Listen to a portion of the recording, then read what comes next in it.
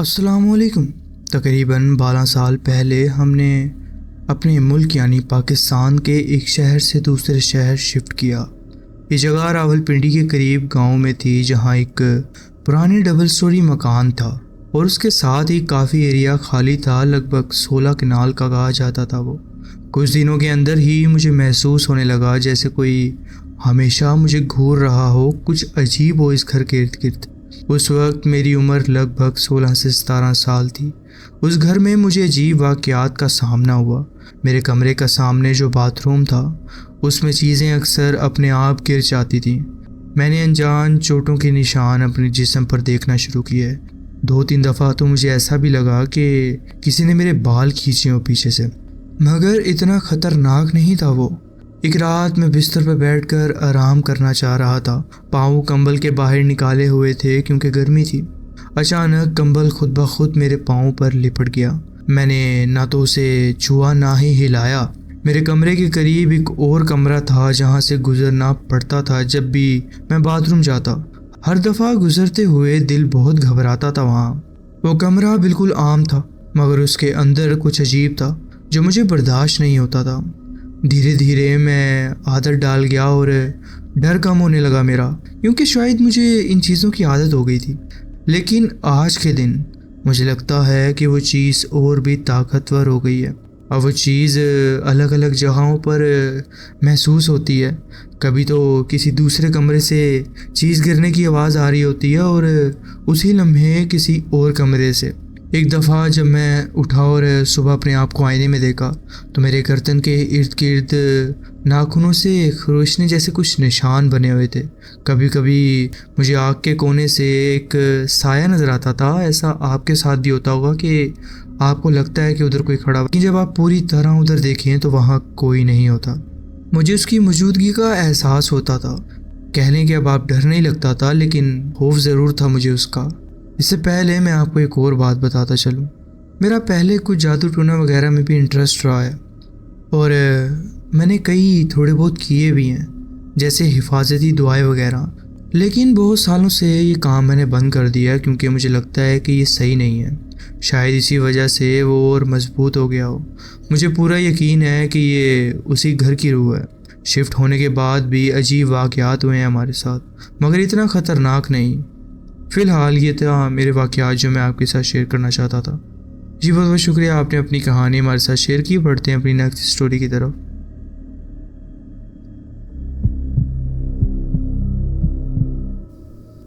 अस्सलाम वालेकुम, मेरा नाम एहसन है और मैं एक ऐसे घर में पला बड़ा हूँ जो बचपन से ही बहुत ज़्यादा खौफनाक या पैरानॉर्मल चीज़ों का भरा पड़ा था। मैंने वहाँ अजीब अजीब चीज़ें देखी और सुनी हैं। सालों तक ऐसे वाक़यात होते रहे हैं और मेरे पास ऐसे बहुत सी कहानियाँ हैं जो मैं बता सकता हूँ आपको। मैं आगे आपसे वो भी शेयर करूँगा। मुझे बताया गया है और मुझे लगता है कि मेरे साथ हर वक्त कोई रहता है। जहाँ भी रहा हूँ वहाँ ऐसे तजुर्बात हमेशा होते रहे हैं मेरे साथ, मगर अब मुझे इनसे कोई डर नहीं लगता। मैं इनका आदी हो गया हूँ। मगर मेरी बीवी ऐसा नहीं सोचती। उसको ये सब चीज़ें बहुत अजीब लगती हैं। उसको बहुत डर लगता है इन चीज़ों से। 6 महीने पहले हमारा बेटा पैदा हुआ। बहुत दफ़ा हमने देखा कि वो हवा में किसी चीज़ को घूरता है और बिना वजह हंस देता है, जैसे किसी से बात कर रहा हो। पहले तो हमने सोचा कि ये या तो मेरा मरहूम भाई है जो 2007 में वफ़ात पा गया था, या फिर मेरी बीवी का बाप, जिनकी याद में हमने अपने बेटे का नाम रखा है। जब से हम नए फ्लैट में आए हैं, मेरी मंगेतर के साथ अजीब वाक़यात हो रहे हैं। हर रोज़ कम से कम एक दफ़ा वो मुझे किसी दूसरे कमरे से आवाज़ देकर पूछती है कि मैंने क्या कहा, जबकि मैं तो बिल्कुल चुप होता हूँ। ना कुछ सुन रहा होता हूँ ना ही देख रहा होता हूँ। मैं इस बात को मजाक में टाल देता हूँ, मगर आजकल ये सब ज़्यादा होने लगा है। आज सुबह जब मैं काम पर गया, मेरी बीवी ने मुझे फ़ोन किया। उसने कहा कि हमारे बेटे की कार सीट जो किचन में एक शेल्फ पर रखी थी, अचानक नीचे गिर गई और उलटकर ज़मीन पर जा लगी। हमारे घर में एक बिल्ली भी है, मगर जब ये सब कुछ हुआ तो वो अपनी जगह पर बैठकर खाना खा रहा था। ये कार सीट वहाँ एक हफ्ते से बिल्कुल स्टेबल रखी हुई थी और अगर गिरना होता तो कब का गिर चुका होता। अगर गिरनी होती तो ये कब की गिर चुकी होती, मगर इतने दिन बाद अचानक कैसे गिर गई। पहले तो मैं इन चीज़ों को मजाक समझता रहा, मगर अब जब बात मेरे बेटे की है तो मुझे थोड़ी बेचैनी महसूस हो रही है। क्या मुझे अपने फ्लैट का कोई तोड़ करवाना चाहिए, घर को पाक करना चाहिए? हम दोनों ने अपने करीबी लोग बहुत खो दिए हैं, शायद कोई उनमें से वापस आया हो। क्या मैं सिर्फ ज़्यादा सोच रहा हूँ या फिर वाकई मुझे अपने बेटे के लिए फ़िक्रमंद होना चाहिए? और फिर एक रात जब मैं बेड पर लेटा हुआ था, मेरी बीवी और बेटा सो रहे थे। घर में हर जगह सन्नाटा था, सिर्फ घड़ी की टिक टिक सुनाई दे रही थी। मैं अपने फ़ोन को देख रहा था जब अचानक मुझे महसूस हुआ कि कोई मेरे करीब है। एक अजीब सी ठंडक महसूस हुई, जैसे हवा नहीं बल्कि कोई चीज़ चल रही हो। मेरी नज़र बेड के पास जा रुकी। वहाँ अंधेरे में एक धुंधली सी शक्ल थी, जैसे हवा में तैर रही हो। पहले तो मुझे लगा कि शायद मेरी आंखों का धोखा है, मगर फिर वो धीरे धीरे साफ होने लगी। मुझे यकीन नहीं आ रहा था कि वो मेरी बीवी थी, लेकिन वो बेड पर लेटी थी, मगर ये शक्ल बिल्कुल उसी की तरह थी। उसके बाल हवा में हिल रहे थे, उसका चेहरा उतना ही शांत था जैसे वो नींद में हो, मगर उसकी आंखें खुली हुई थीं और वो सीधा मुझे देख रही थी। मेरा दिल ज़ोर ज़ोर से धड़कने लगा। मैं चिल्लाना चाहता था मगर मेरी आवाज़ बंद हो गई थी। अचानक वो शक्ल धीरे धीरे बेड के ऊपर झुकी, जैसे मेरी असली बीवी के ऊपर गिर रही हो। उस वक्त मेरी सांस अटक गई थी। फिर जैसे ही मैंने आंखें झपकी, वो शक्ल गायब हो गई। मैं फ़ौरन उठकर अपनी बीवी के करीब गया। वो वैसे ही सो रही थी जैसे कुछ हुआ ही ना हो, मगर उसके हाथ ठंडे थे, बर्फ़ की तरह ठंडे। अगली सुबह जब मैंने उससे पूछा कि रात कोई अजीब चीज़ महसूस हुई है आपको, उसका चेहरा जर्द हो गया। उसने कहा, मुझे रात को एक अजीब सपना आया था। मुझे महसूस हुआ कि मैं अपने जिस्म से निकलकर हवा में तैर रही हूँ और तुम मुझे देख रहे हो। उसके ये अल्फाज सुन के मेरे रोंगटे खड़े हो गए। क्या ये सिर्फ एक सपना था या फिर उस रात कुछ और भी था जो हम दोनों के दरमियान हो रहा था? अब मुझे यकीन हो गया था कि ये सिर्फ अजीब वाक़यात नहीं है। ये चीज़ जो भी है, ये सिर्फ एक साया नहीं, ये हमारे बीच है और शायद ये हम दोनों को अलग करना चाहती है। ये था मेरा वाक़या जो मैं आपके साथ शेयर करना चाहता था। जी बहुत बहुत शुक्रिया, आपने अपनी कहानी हमारे साथ शेयर की। बढ़ते हैं अपनी नेक्स्ट स्टोरी की तरफ।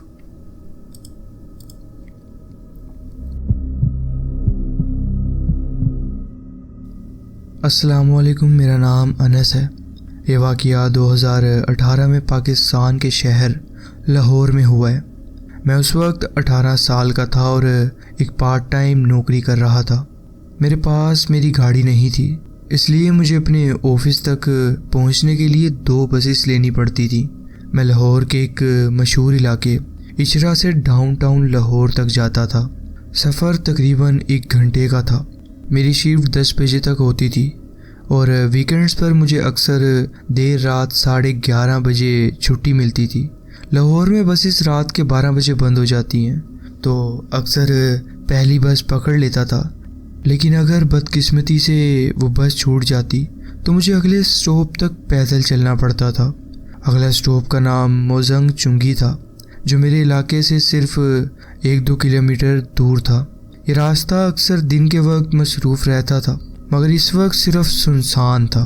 हर तरफ सन्नाटा था। मैं अपने हेडफोन्स लगाकर लापरवाही से चलता जा रहा था, बिना किसी खौफ के। लेकिन फिर एक अजीब वाक़या हुआ। मैं एक चौक पर पहुंच रहा था कि जब एक तन्हा गाड़ी मेरे पास से गुजरी। कुछ आगे जाकर रुक गई और उसका पैसेंजर साइड का दरवाज़ा खुल गया। पहले मुझे लगा कि शायद कोई किसी को ड्रॉप कर रहा है, इसलिए मैंने ज़्यादा तवज्जो नहीं दी।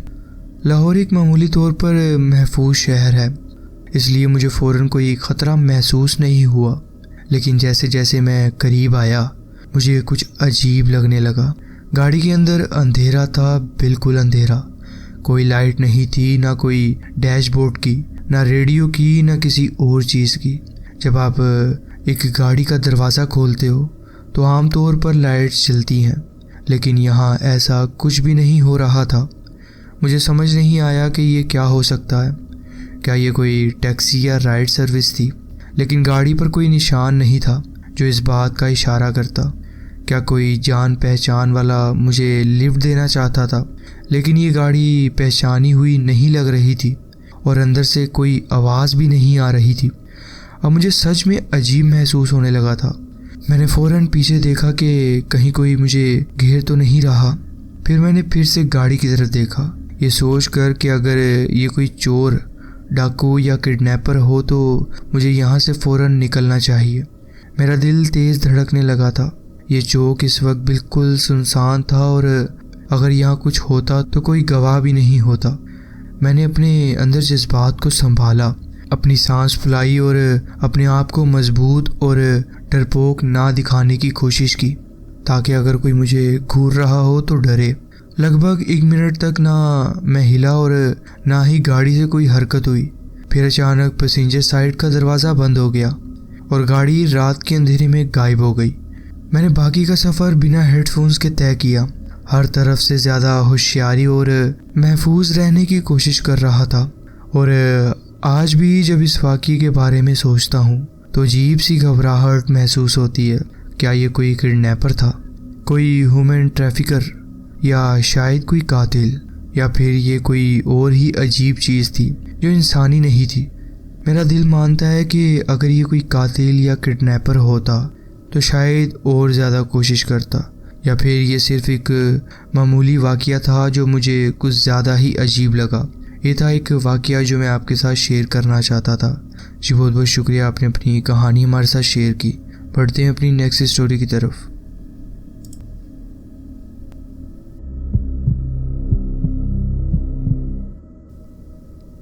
मैं एक अपार्टमेंट स्टाइल कोंडो में रहती हूँ जहाँ सबकी प्राइवेट एंट्रेंस है, बिल्कुल उसी तरह जैसे एक मोटल की होती है। इस गर्मी के मौसम में नए किराएदार नीचे वाले यूनिट में आए। एक बुज़ुर्ग जोड़ा था, तकरीबन 65 से 70 साल की उम्र का। मैं कभी कभी उनकी बीवी से मुलाकात करती थी जब हमारी अक्सर रास्ते में मुलाकात हो जाती, और उनके शौहर को सिर्फ देखकर हाथ हिला दिया करती थी। एक सुबह अगस्त के आखिर में अचानक ज़ोर का शोर हुआ, ऐसी आवाज़ जैसे कुछ टूट गया हो। मैं फ़ौरन अपनी स्लाइडिंग ग्लास की तरफ भागी और देखा कि एक बाहर वाली टेम्पर्ड ग्लास की खिड़की पूरी तरह से टूट चुकी थी। मैं बाहर गई और देखा कि कोई वजह नज़र नहीं आई जो इस ग्लास के टूटने का सबब बनती। मैंने अपने सिक्योरिटी कैमरास चेक किए, कुछ भी नहीं दिखाई दिया, जैसे कि ग्लास हवा से ही टूट गया हो। मैं इस बात को इग्नोर करके अपने दिन के काम में मसरूफ़ हो गई। कुछ घंटों बाद पार्किंग एरिया एम्बुलेंस और फायर ट्रक से भरा हुआ था। स्टेट पुलिस भी आ गई थी। मैंने सोचा कहीं नीचे वाले बुजुर्ग जोड़े के साथ कुछ हो ना गया हो। मैं फ़ौरन नीचे भागी, लेकिन वहाँ EMT यानी एमरजेंसी मेडिकल टीम ने मुझे एक अजीब नज़र से देखा। उस बुजुर्ग औरत का बेटा वहाँ था और उसकी माँ चीख चीख कर रो रही थी। मैं वापस अपने अपार्टमेंट आ गई और उन्हें अकेला छोड़ दिया। बाद में पता चला कि उस बुजुर्ग आदमी की नींद में मौत हो गई थी। सुबह 9 बजे जब उनकी बीवी उठी तब वो जिंदा थे, लेकिन दोपहर तक उनका बेटा मिलने आया तब तक उनकी डेथ हो चुकी थी। जो ग्लास का शैटर्ड होने का वक्त था वो बिल्कुल 10:30 सुबह का था। मेरे पड़ोसन इस बात को किसी बड़ी चीज़ से जोड़ रही थी, लेकिन मैं शक में थी। 3 हफ्ते गुजर गए। एक रात मुझे अपनी स्लाइडिंग डोर पर ज़ोर से नोक की आवाज़ सुनाई दी। फिर एक ज़ोर का धक्का भी लगा। मेरा जो कुत्ता है वो फ़ौरन उठ गया और कमरे के एक कोने की तरफ देखने लगा, जैसे वहाँ कुछ हो। उसके बाल खड़े हो गए और वो बार बार गुरगुराने लगा। अचानक एक तरफ रखी चीज़ें गिरने लगीं। मैंने उसे शांत किया, लेकिन ये सब अजीब था। मुझे वो बुज़ुर्ग आदमी याद आया और फिर मैं अपने काम में लग गई। पिछले हफ्ते जब मैं अपनी गाड़ी में बैठ रही थी तो मैंने देखा कि रैडर पर एक इंसान का नक्श देखा जो मेरी गाड़ी की तरफ आ रहा था। जब मैंने दरवाज़ा बंद किया और देखा तो वहाँ कोई नहीं था।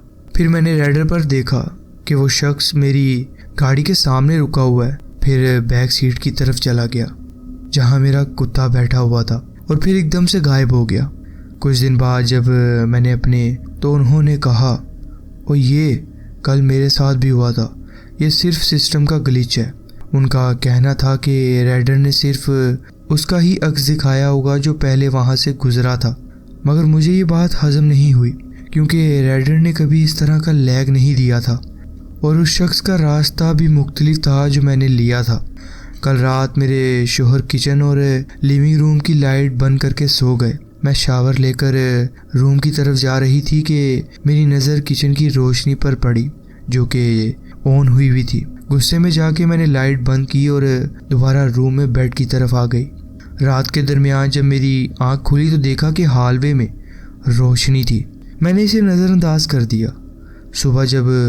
सुबह जब मेरा शोहर उठा तो उन्होंने मुझसे पूछा, तुमने रात किचन की लाइट ऑन क्यों छोड़ दी थी? मुझे यकीन था कि मैंने तो लाइट बंद की थी। आज मेरे एक दोस्त ने मुझे एक गोस्ट डिटेक्टिंग ऐप डाउनलोड करने का कहा है। जब मैंने इसे चलाया तो मुझे लगा कि सिर्फ कुछ लिखा आएगा, लेकिन अचानक इस ऐप ने बोलना शुरू कर दिया। मैं डर गई और मैंने फ़ौरन इसे बंद कर दिया। मुझे वैसे भी ऐसी चीज़ों पर डर लगता है। मैं ऐसी चीज़ों को सोचना भी पसंद नहीं करती और अब मैंने कई कुरान की आयात सूरह पढ़ के अपने घर में फूंकी है जिससे कि कुछ मामलात कम हुए हैं और अब मैं ये अमल रोज़ाना करती हूँ। ये था मेरा वाक़या जो मैं आपके साथ शेयर करना चाहती थी। जी बहुत बहुत शुक्रिया, आपने अपनी कहानी हमारे साथ शेयर की। अस्सलाम वालेकुम। मेरे साथ तो बचपन से अजीबोगरीब वाक़यात होते रहे हैं। मुझे डर तो लगता था मगर मैं कभी ज़्यादा खौफज़दा नहीं हुई। मेरे सामने दरवाज़ा खुलता बंद होता था, बल्ब जो कि मेरे सामने खुद ब खुद ऑन ऑफ होता था, कदम की आहट सुनाई देती थी, अलमारियाँ खुलती बंद होती और आवाज़ें आती थी। लेकिन जिस वाक़ये का जिक्र अब मैं कर रही हूँ आपसे, वो मुझे अब तक समझ नहीं आ सका। ये वाक़या 2023 के शुरू में हुआ मेरे साथ। उस वक्त मेरी उम्र 21 साल थी और मैं अपने वालिदैन और बहन के साथ रहती थी लाहौर में। 2020 के करीब मैं बहुत रूहानी चीज़ों में दिलचस्पी लेने लगी थी, जैसे पत्थर, तावीज़ और भी बहुत सी चीज़ें। मगर फिर धीरे धीरे दिलचस्पी ख़त्म हो गई। मेरा कमरा मेरे लिए एक महफूज जगह थी जहाँ मुझे हमेशा सुकून मिलता था। मैं अक्सर अपने कमरे में अगरबत्ती जलाया करती थी। हमारे घर में 4 कुत्ते और 2 बिल्लियाँ थीं। मेरा कमरा मेरी वालिदा के कमरे के सामने था। एक रात मैं उठकर बाथरूम गई। रास्ते में मुझे हमेशा हमारा पुराना कुत्ता जो बचपन से था दरवाजे के सामने पड़ा नज़र आता था। मैंने उसको प्यार किया और बाथरूम चली गई। वापस आई तो फिर उसे प्यार किया और कमरे में चली गई। उस वक्त मेरी मम्मा पापा कहीं बाहर काम गए हुए थे और मेरी बहन जो कि अपनी दोस्त के साथ मेरी वालिदा के कमरे में सो रही थी। जब मैं वापस बिस्तर पर आई तो कुछ देर बाद की अचानक मेरे कमरे का दरवाज़ा खुल गया और मेरी बहन का कुत्ता, जिसका नाम शेरू रखा हुआ था हमने, वो भागकर अंदर आ गया। वो बहुत घबराया हुआ सा लग रहा था, वो कपकपा रहा हो जैसे। सीधा बिस्तर पर चढ़ गया और मेरे पास आ गया। मैंने उसे निकाल दिया। फिर मैंने दरवाज़ा दोबारा बंद किया, लेकिन थोड़ा खुला रहने दिया ताकि रोशनी अंदर आए जो कि शहर में चल रही थी। फिर मैं अपनी दोस्त से बातें कर रही थी जब मेरी निगाह दरवाजे पर पड़ी। वहाँ एक काला साया खड़ा हुआ था जिसका ना तो कोई जिस्म था ना कोई चेहरा, जैसे कोई आदमी झुका हुआ और कमरे में झांक रहा हो, कुछ इस टाइप। मैंने अपने आप को तसल्ली दी कि शायद ये कोई रिफ्लेक्ट पड़ रहा हो लाइट का, इसलिए घबराने की ज़रूरत नहीं है। और मैं बैठी रही वहाँ पर। मैं चाहती थी कि जो वीडियो कॉल पे मेरी दोस्त थी वो भी उसे देखे। जैसे ही मैंने मोबाइल का बैक कैमरा ऑन किया, वो साया पीछे हट गया हो जैसे। मैंने ज़ोर से चीख मारी और बिस्तर से सीधी खड़ी हो गई। मेरे होश उड़ चुके थे उस वक्त तक। मैं बोल नहीं पा रही थी। मेरी दोस्त घबरा गई और मुझे समझाने लगी कि क्या हुआ है। मैंने मुश्किल से ही कहा कि वहाँ से कोई झांक रहा है मेरे कमरे में। उसने मुझे तसल्ली दी और जब थोड़ी देर बाद मैंने पूरा घर चेक किया तो घर में कोई नहीं था। सबसे ख़तरनाक बात ये थी कि जब मैंने वो साए के बारे में सोचा तो वो साया कम अज़ कम 7 फुट लंबा था। सुबह 6 बजे का वक्त था जब मेरी बहन की दोस्त उठ गई। तभी उनका कुत्ता वापस भागकर मेरे कमरे में आया और लेकिन मेरी बहन ने कहा कि उसका कुत्ता उसके कमरे में ही था सारी रात, तो फिर वो कौन था जो भागकर मेरे पास आया था जानवर की शक्ल में। अक्सर आपने सुना ही होगा कि जिन जानवरों की ही शक्ल में आते हैं। मुझे समझ नहीं आ रही थी जो मैंने देखा वो असल था या कुछ और। इसके बाद भी अजीब वाक़यात होते रहे। एक दफ़ा मैं अपनी दोस्त के साथ कमरे में थी और अंधेरे में उसके पीछे मुझे साया हिलते हुए दिखाई दिया। फिर मैंने जब लाइट जलाकर देखा तो वहाँ कोई मौजूद नहीं था। मैंने अपने आप को तसल्ली दी कि ये फिर से वही कोई रिफ्लेक्ट वगैरह होगा, ये कोई ऐसी चीज़ नहीं है, और अल्लाह का नाम लिया। अब तक मुझे समझ नहीं आया कि ये सब कुछ क्या था, लेकिन मैं इसके बारे में समझना चाहती हूँ।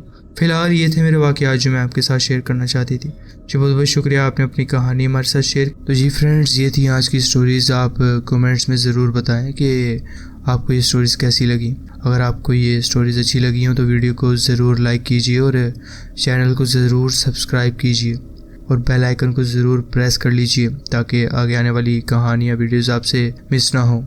अपना ख्याल रखें और मिलते हैं नेक्स्ट वीडियो में। अल्लाह हाफिज़।